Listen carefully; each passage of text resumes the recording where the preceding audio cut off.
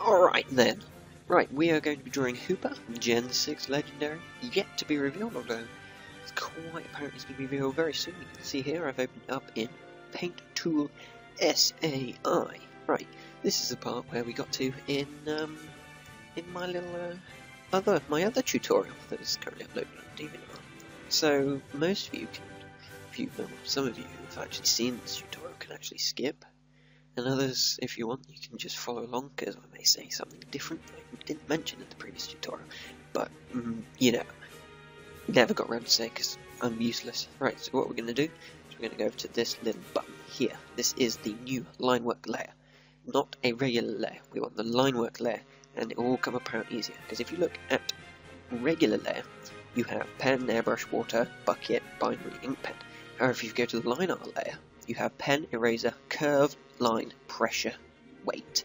These are the things you need to create your line art with.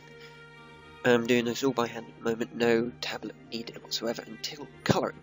I should have mentioned that before, so if you're using a tablet, don't use it yet, use your mouse or trackpad, depending on what kind of computer you're using, whether you're using a desktop or a laptop. I'm using a laptop, so I'm using my trackpad. Right, so let's get rid of this layer. Right, what we're going to do is, no, that's too thin. We're going to go for a 9, I think. Nope, still 9. This is a big ass picture I've drawn here. Nope, too big. Let's go for a 12. 12 seems like a reasonable number. Right, so we're going to go to the curve and just experiment with different sizes of the brush. You want something that looks like this thick to you, because it's generally about the right size that Sugimori does. This is a 12, and just for the sake of people checking out, the canvas size is 3,800 by 2,500, so it's a pretty big canvas, but this will be cropped down when the background is removed and we go into Photoshop. So we now have the curve. Right, so what we do is a curve. We're going to zoom in, which you can use by doing, if your numlock is on your laptop, or if you've got a desktop, then you can use page up and page down to zoom in and out. Right, what we're going to do is we're going to start off with a corner, and what you do is now you have this line, you can move it anywhere around, okay? Right, to make a curve, you click once to lay an anchor point, and then you have a curve, and you click again to get another anchor point. And to finish the anchor point, you double click. And there you go. First line done. Although, this is a little flat, so what I'm going to do is I'm going to move that up there.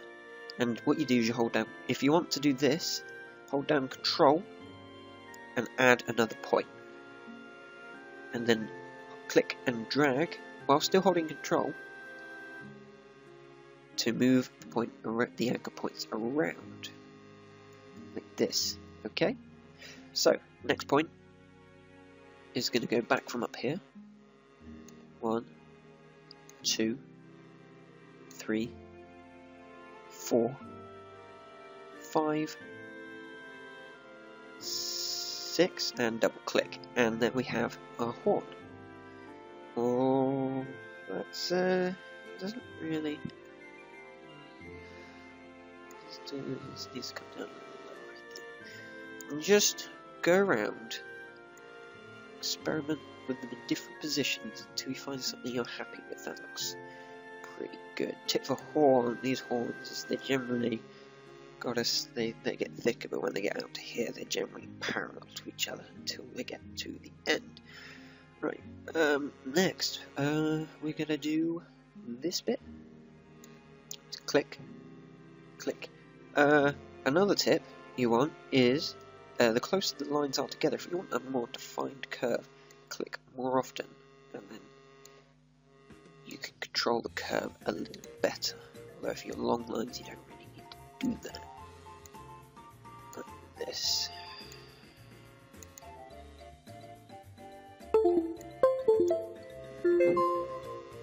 Oh, I just knocked my SD card out of my computer. That was a stupid idea. Who thought that would be a good idea? Right. This needs to be a little more curved, I think. Nope. Sugar. Where's my mouse? Okay, be right back. I'm just gonna go get my mouse. Okay, right, now we have the mouse, where you can scroll in and out zoom as well. Just thought I'd point that one out. Mouse is generally easier than trackpad because it's a mouse. You'd have to hold 27,000 buttons at the same time. Right, this isn't right, so I'll add another point. And then you can move the original point around as well, the original anchors. Should probably mention that as well. Sorry if I'm going off on tangents here every so often. Right, so that is, it looks like this. Right, another tip for using this this little feature we've got here. If you hold shift, you can move the entire thing in and out, which is quite a nice little feature. I find it is anyway. Right, that looks better. Right, there we go. You want to try and make these two lines.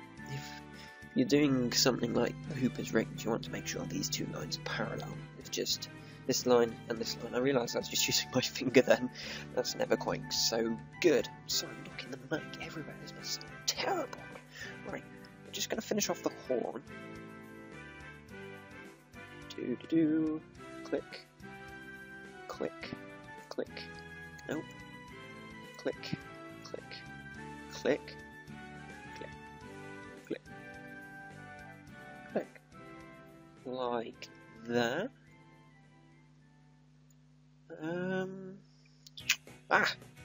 Curses!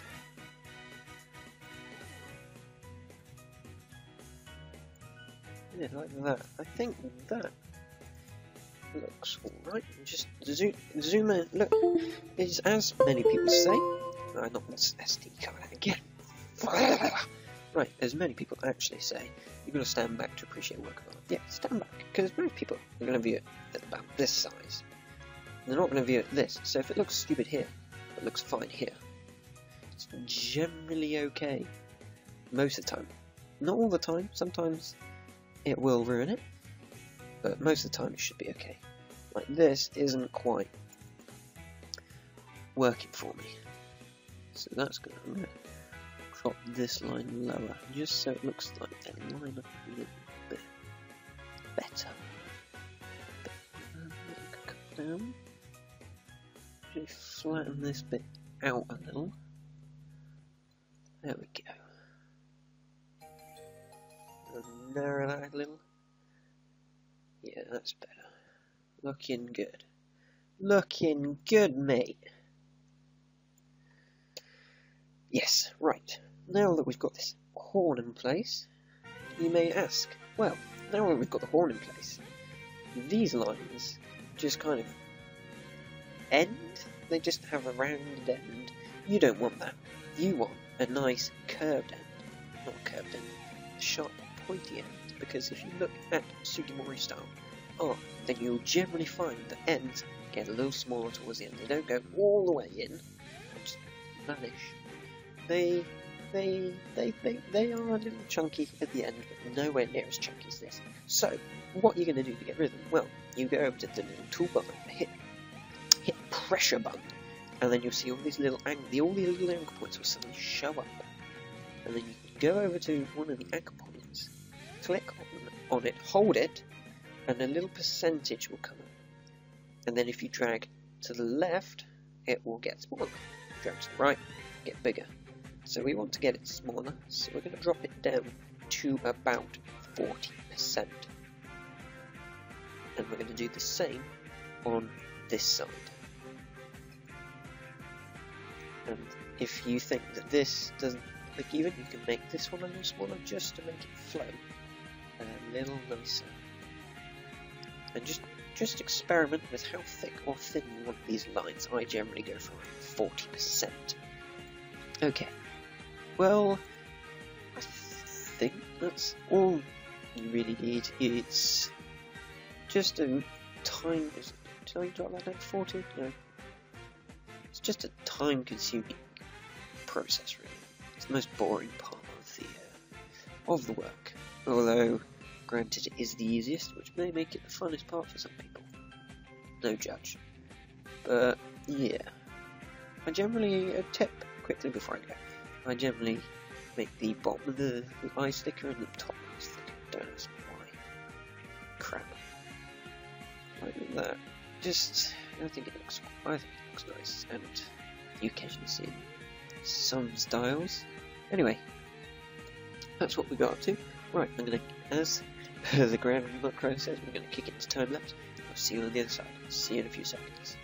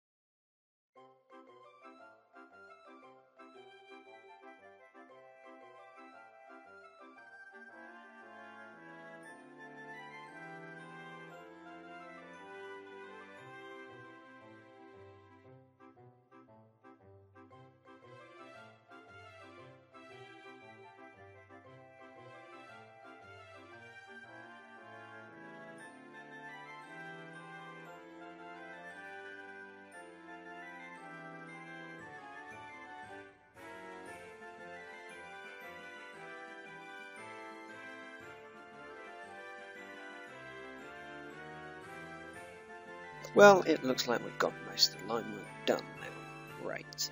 So we've done some weights. If you can see here, I've gone really thin because if I looked at some of the other artworks and I noticed that this bit went really thin, so I thought I'd also go for thin. Eyes, you can see they vary from place to place. I made the teeth a little smaller. What I did is I went to weight, dropped down a few, and then clicked on them like this. And weights down here. I messed up with the hand.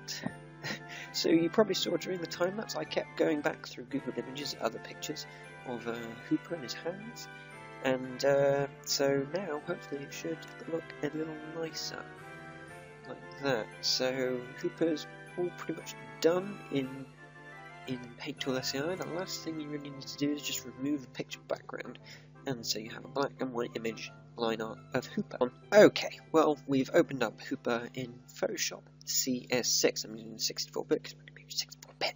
So, what we're going to do to start off with is that to remind you to save it in a portable network graphic file, and do not remove the background. So, when you're in Paint Tool SAI, do not, when you go to the save option and it says save as 32-bit or something, or 64-bit pixels have opacity, don't click that one because it will mean the background will then be transparent. You do not want that until after you've put it into Photoshop, and I'll explain why. First of all, what you're going to do is you're going to want to double click on the background to unlock it. You want to go up to Filter, Filter Gallery. When that loads up, you're going to want to go to Distort and then Glass, and then use this setting here, which is Distortion 4, Smooth as 6, and on Frosted, and then you'll get this little, as it says, you get a little frosted edge on the line art.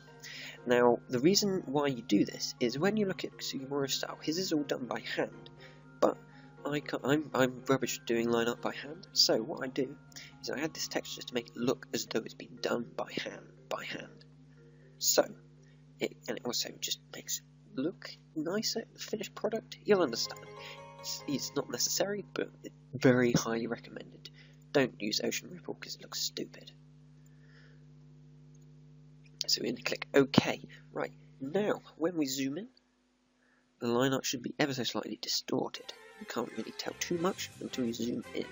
but it's all in the process. Then what we're going to do, now we've unlocked the layer, we can click on these bits and delete. Now the background is transparent. The reason why you cannot make the background transparent beforehand, just cropping by the way, crop all the way down, is if you open it up in transparency and then you do the frosted glass, the black will get little white marks in it and it just looks horrible.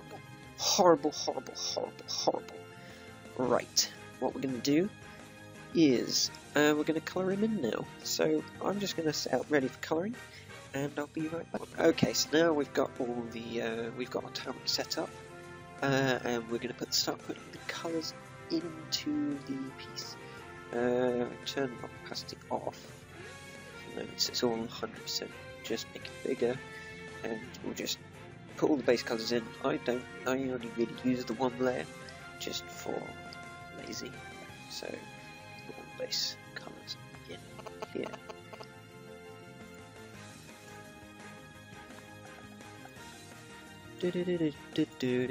So all the colours are going in. I use the wand tool, by the way. I should probably mention that. That's an essential part of the colouring process. A wand tool with a tolerance of 25. So hopefully you don't see any little white bits around the edge of the line work when it's done. So we're going to go and begin colouring it in. It all looks really odd at first, but once it's coloured in, it will look nice. Trust me. Probably best not to trust me on anything, but yeah.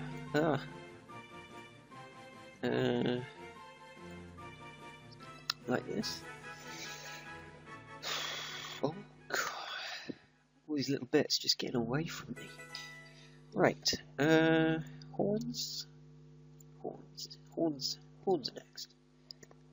Click, click, click, click. More clicking. Ha ha ha. Right. Nice simple colour scheme, so it should be nice and easy to follow along too. What is wrong with me today? Right, for the white bits, never actually go with just white, go with a slightly reddish line or a bluish one, just so it looks a little more natural. They don't blow your thing off. Right. This bit, I think they're actually a little lighter. Yeah, they are. My bad. Using Zeus's art won't be able to help me right now. Shout out to Zeus54. What did happen to you, bro? He hasn't posted like so long. I'm actually kind of worried. Did he get to art school in the end? I wish you the best of luck wherever you are, mate. Right, so I think that's most of the base colours done. Right, now comes the best part in my opinion, probably the most dull part of the plan. Do some shading. Oh, crap. Try to keep this. Don't let anything get on the outside of the layers. Right, so what we're going to do is we're going to take the shade down. We're going to start off with yellow for no pattern. Zoom in using Control Plus, and H is my short-key for hand. I'm not sure if it's normal. What we're going to do is we're going to lower the opacity of the brush down to about 30, around 38%, 30%, and then you just build up layers of shading. All comes apparent when you look at Sugimori's work. Because when you zoom in, you notice that it builds up like this.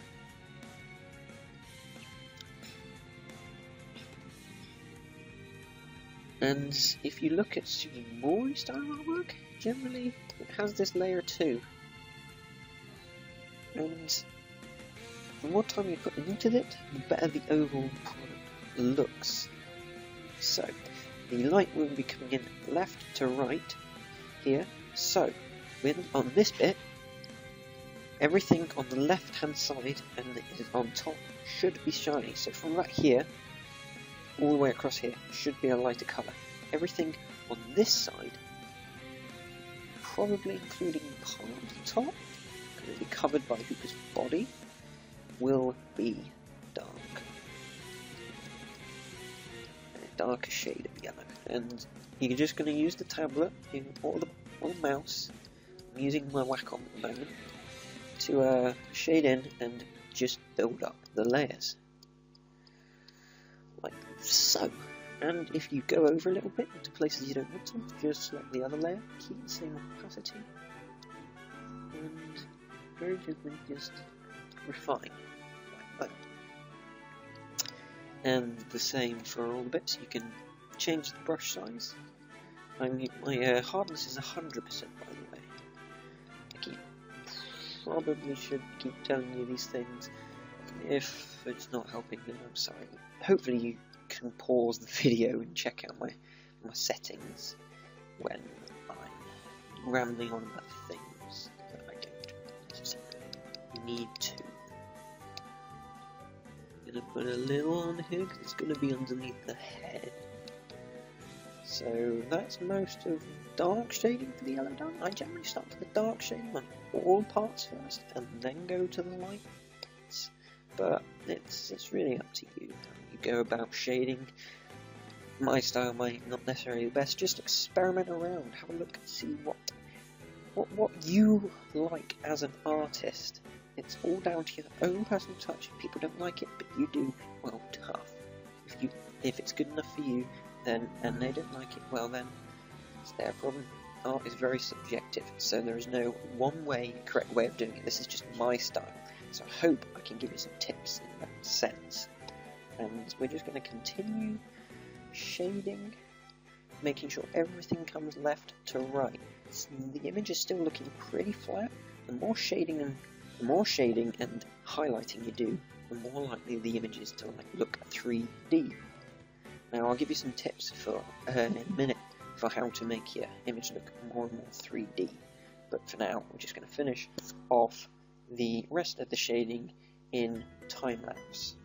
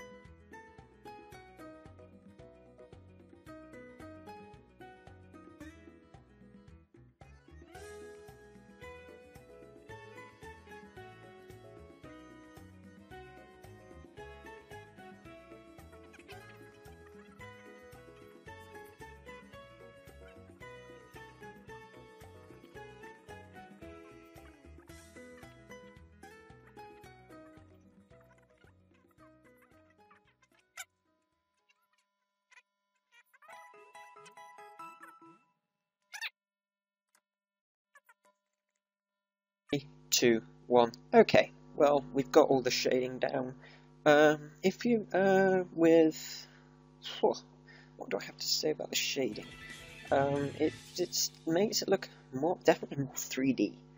It's still not quite as 3D because you need the highlights to make it really, really stand out. I'll show you some tips for helping make the 3D in a minute. If you notice on the two dominant colours, you could say, that actually goes one shade deeper to make it really, really dark in some places, almost purple up here, just to make the image really stand out when everything is pulled together into the final stages. Right. Now we're going to start with the highlights. Highlights, it's very similar in a way, but there's a slightly different technique to go about them, because you don't necessarily do them on the edges like this. They're more, well, I'll just show you. I generally go at a 3/4 point. It's not quite at the edge, but it's not in the middle of the face, if you know what I mean. And this is the wrong colour, because I am an idiot. We want this colour. Right, so we're gonna... I wondered why it looks so bright. I don't remember it being this bright. Right, so what we're gonna do is we're gonna make you nice and shiny up here. Like that. And what we're going to do is we're going to go back, and if we're going to just make little circles,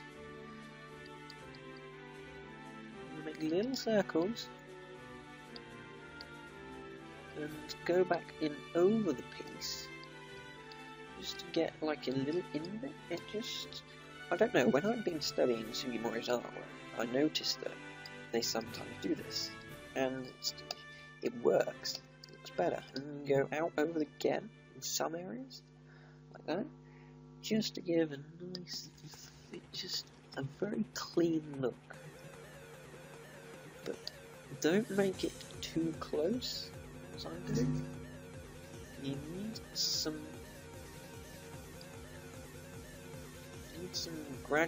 Needs to also be a gradual build-up. But with areas that occasionally pop in like this, like such. So hopefully, when you zoom out, that's nice and shiny. Right, we're gonna get. Now we can pick this colour. I always knew it. Let's pick this colour. Right, so now what we're gonna do is we're gonna follow along with this bit over here. Make it colour. With the lighter colours, it's kind of hard to tell until you've actually finished. So you just gotta hope best do the same kind of thing when you're colouring in, just like that. So it looks something like that. So now this face is really starting to come alive. It's looking really, really nice now. What we're gonna do is we're gonna go up here and apply the same thing, but again, almost this time it does reach the edge, but I'm going to go back over in a second, and so it doesn't, not all of it, like not half of the circle reaches the edge, because it doesn't, because that's how circles work. Circles of light, anyway, that's how they work. So something like that looks quite nice. I like that. That's looking good. That's looking good, mate. That's looking fantastic. I'm sorry, everyone, who I just offended with that. So just going back in, out, just working out where all the highlights. I think the highlights would be, just to make the image look as professional and as nice as possible. So remember, building up that layers, that lower opacity, and just go clicking over and over just to build up the layer of colour. It all works out at the end. I'm going to go back over here. There's going to be lots of light on this part of his hand, because the light's obviously coming down. It's going to be quite a bit here, I think. Remember, if you've done something like this, you must follow it on into the next colour. I realise I haven't done that quite here though. So, angry on the hypocrite of the century. I'll get round to it in a minute. Right, we'll just finish off the highlights first, just so you get a sense of what the finished product should kind of look like. Of course, it's not 100% finished. No artwork will probably ever be, could be considered 100% finished, because you could always go back into it, but it is finished up into a point where you're pleased with it. Is what it should be. Because of course we haven't done the eyes and stuff, but yeah, we're pretty much there now, I'd say, in terms of colour. Something too long on a simple Pokemon like Hooper takes a lot longer on things like Yveltal and Zekrom and things just because they're so bloody complicated. If you want, I can always go back and do an advanced tutorial that I do.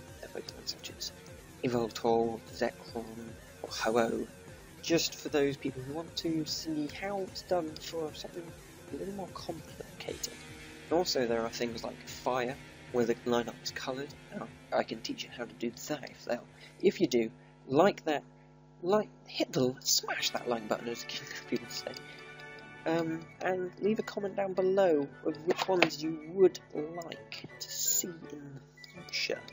Now, interesting thing about Sugimori Style, generally the bottom half is a light colour, even when it's in the dark.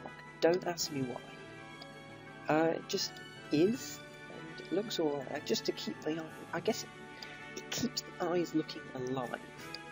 Because if the eyes look dead if the eyes look dull, then it's not going to look as nice. Whereas if the eyes are quite bright and piercing, then it's quite a nice thing to look at. God damn it. So it's a tough one to explain why they are like this, but they are. And it works.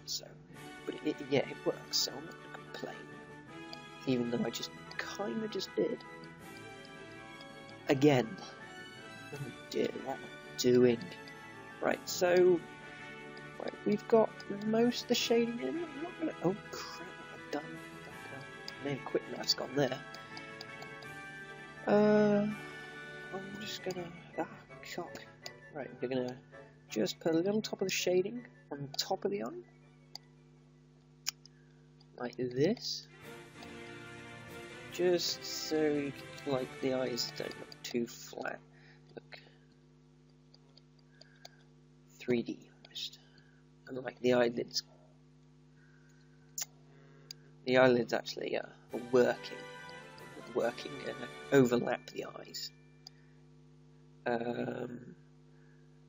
Right, let's do a bit dark.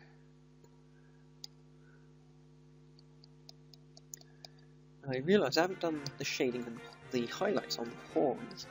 It's actually pretty important. So now it's pretty much done. It's looking really rather nice, if I do say so myself.